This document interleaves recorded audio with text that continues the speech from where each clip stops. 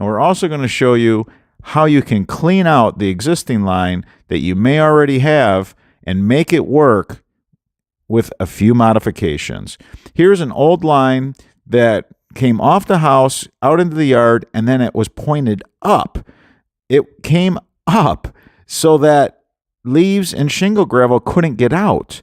We see this all the time. This is just a normal, everyday thing for us to run across. There is a way that you can easily clean these pipes. You basically have to dig a trench so that you can get this pipe to lay flat. This way the water runs out. You then take a garden hose and you run it up inside the pipe and you work that garden hose, and it just stirs up all that shingle gravel and rotted leaves and decayed seeds off of trees. It gets it suspended in the flow of the water, and you can easily renew this pipe to 100%. Once you see the water is running out clear, you know the pipe is clean.